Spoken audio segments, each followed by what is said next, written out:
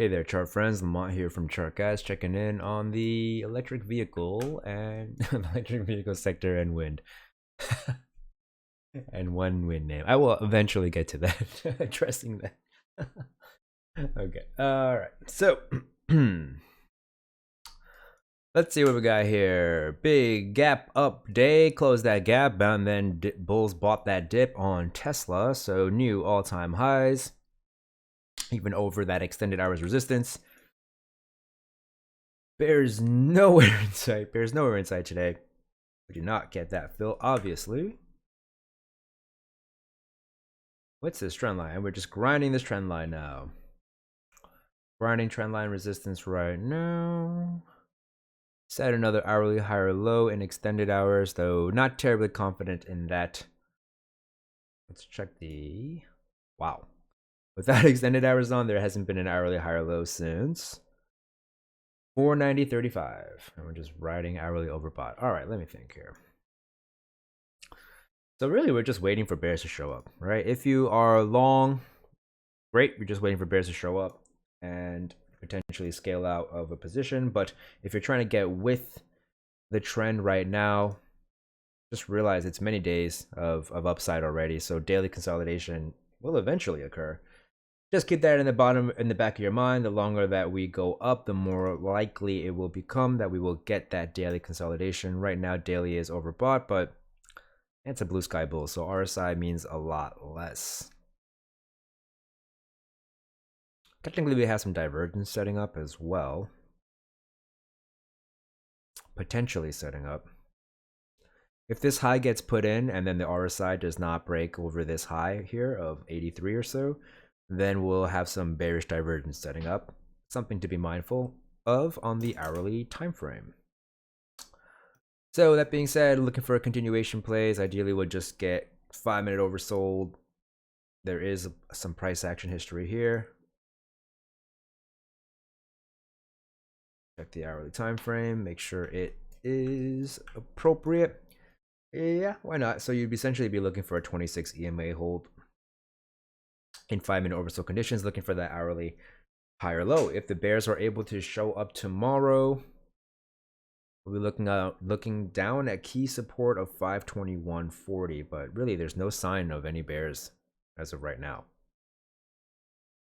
That being said, moving on to NIO, potentially a clue, right? So NIO, bit of a leader recently, has been leading in the EV sector. Now has begun fairly significant consolidation, although of course the bulls can show up and defend still, just like they did over here. Big drop sideways and then continuation. That still has the potential to occur. So the trade that we highlighted the other day worked out pretty well. Not bad at all. Let's see, did we get 5-minute oversold? We did get 5-minute oversold. All right, okay, perfect. So not a bad trade. Let's see here. Let me clean this chart up for you. Sorry about that.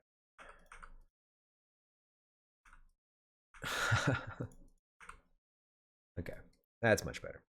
All right, so if the bears can show up tomorrow and defend that high of 57.20, break to the low of...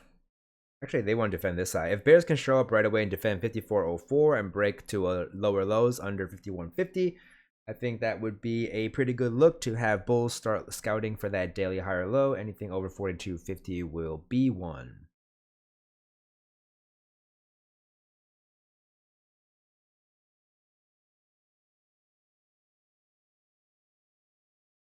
I don't hate a top fishing play off of these resistances. So tomorrow, if we go relatively sideways, if we go relatively sideways and then open up tomorrow right away, and the bulls, I should say, rush up to these price action levels over here, where this bottom got put in, this top got put in, a little bit of congestion. In 5-minute overbought conditions, I don't hate that short. I don't think that's a bad idea. Although blue sky bull, of course, so a bit more caution. Maybe you want to size down. But yeah, I don't hate that.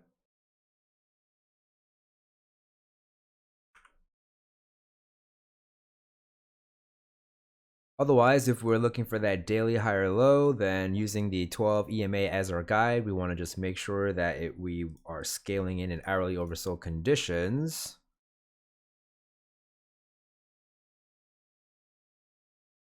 Yeah, it would be right around there. So something like that. Maybe a median line test. Yep, I don't hate that. I like that. If we can get hourly oversold into this area, I like that very much for a potential daily higher low over 42.50. NKLA. So another continuation day. I gap and go kind of day. All right, let's see. Well, actually, that's what I'm talking about, right? So I set this trade up, that evening at whatever time this was, like 4 or 5. And then the setup gets messed up later that day. Oh, no, I'm sorry. It's actually the next day. The next day gets set up. Gets messed up. Because we get this pullback, right? We get continuation and then the pullback. So while the fib as a guide was not terribly helpful, the 12 and 26 EMA as a moving guide was. So, for all of y'all following along, I think it's probably easier to use this moving guide because when you're live trading, you can just look at that 12 and 26. You'll see that it's moved. And you don't have to worry about doing your own fib pulls for all those asking about fib pulls. All right, so bulls are scouting an hourly higher low on NKLA. Anything over 30.41 will be one. And if you are scouting that as well, then you'll want to be fishing these hourly 12 and 26 in 5-minute oversold conditions. Of course, how many times? Should just get a sound bite. Something like that is not a terrible thing, terrible plan.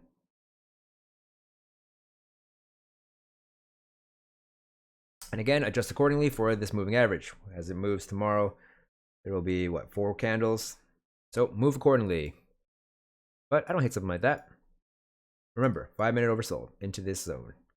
Always that caveat. 5-minute oversold if looking for an hourly pivot. So essentially, this play would just be for an inside bar. Like if price were to come down, test the lows of yesterday, and then get defended, that's essentially what this play is, and that's why our target would be a lower high because we don't anticipate to break or to higher highs on an inside bar day. We just expect some volatility within to set up an EQ, a tightening range. All right, so maybe something like this. Essentially, for this trade to work out, ideally, we're looking for that. Okay. Not to say that I can't just go from there, but that's what we're looking for. Workhorse. Ooh, perfect. For one fill. Wow. You got one fill and it went right to target. That's awesome. And where's the hourly extended? It was. So honestly, we could have been scaling in from here. Normally I move the box up, but in this case, we could have been scaling like that. And we would have got even more fills. All right. But whatever the case may be, we did not. Well, you could have if you adjusted accordingly, but the way we had it was just fine as well. Going into today, just this big move down, though, was just good enough to set another hourly higher low. Let's check it out with extended hours. With extended hours, I guess not. With extended, it took out a bunch of higher lows with extended hours on, so yes. If the bulls can show up if the bears can show up tomorrow, I should say. Look at that nice rejection from the previous day's close. Lovely. Anyway, so an hourly lower high is very likely compared to 30.30. If bears can step in tomorrow, defend this high of $29, break to lower lows quite far away at 24.33, they'll change that hourly trend and confirm the hourly downtrend and have bulls scouting for a daily higher low. Anything over, I would say, geez, I guess you could say that was a daily higher low. If they changed the trend, they did not. It's very interesting. So essentially, we're probably going to have an EQ set up. Okay. If the bulls can start up strong tomorrow, I would anticipate an initial rejection for an EQ. Right. So if it's like this, I expect something like that. But it's potential.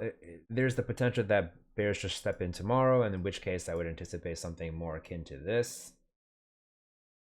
Okay, but we're looking for a tightening range whenever we have all of this massive volatility. It's very unlikely that we'll just dump to new lows from here. It's also very unlikely that we'll break to new highs on this move, at least.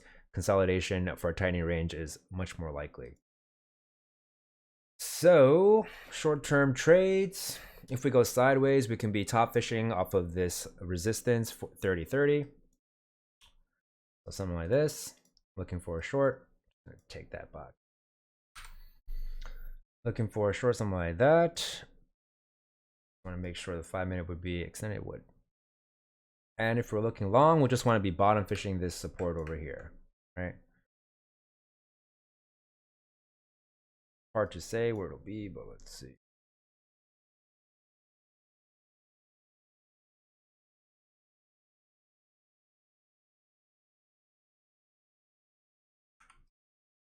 Okay, so essentially bottom fishing that level there. Something like that. Just looking for a lower high. Okay, just making sure the zone of interest you move accordingly again to 5-minute oversold or overbought condition. I mean oversold conditions in this case. Okie dokie, knee. Okay, so knee did not get quite into our. Oh, actually, it did. It did get one. We would have got one fill if you played it out exactly like that, but I don't even think it got extended. It did not. Oh no, it might have because we were looking for an hourly pivot. So let's see if the 5-minute got extended. It did. It did, but it would have been pretty. Oh, actually, it got there in regular trading hours as well. But whatever the case may be, knee short setup, not bad if you are actually. Oh, you're right. It was regular trading hours. So not a bad setup. Did get to target. And in regards to this potential inverse head and shoulders setup, which looks a lot better with regular trading hours, with extended hours off, I should say. It is still alive. The bulls just need to make their way up here. Like, this might not have been that shoulder test. It would have been pretty narrow, right? So as long as the bulls can show up tomorrow, hold this low of 74.57, break to higher highs over 75.66, this potential inverse head and shoulders is still in play. I'm gonna hide it for now for some clarity.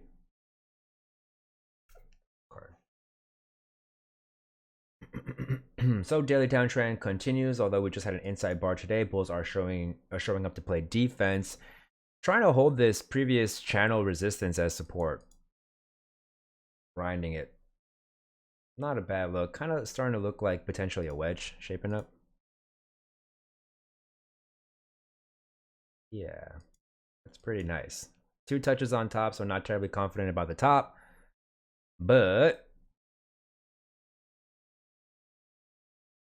the support line has a bunch of 3 touches. That's confirmed. That I feel good about that. So anyway, NEE looks like a potential wedge, maybe an inverse head and shoulders shaping up. Even if we can get the wedge break to set up an inverse head and shoulders as well. So for example, what could happen is we get that break and then we come back down, back test the wedge support, and then confirm the inverse head and shoulders, right? Patterns on patterns.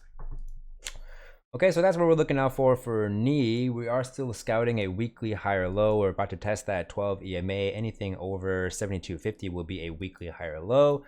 On the daily time frame, like I said, downtrend continues, inside bar today. Okay, so that's really all we're looking out for. If the bulls can show up tomorrow, hold this low of 74.57, break to higher highs, they will confirm. Break to a higher high over 75.66, they'll confirm that hourly uptrend and have bears scouting for a lower high under, I don't really love that, under 78.47. And in regards to longs, if we were to break down into this area, I still like that. As long as the hourly would be extended down there, it would be. So I do like that play, and there is the potential for an overthrow, right? Wedge overthrow, break down, fake out, and then move to the other side. And then for shorts, I would just be looking to top fish in overbought conditions, so something like that.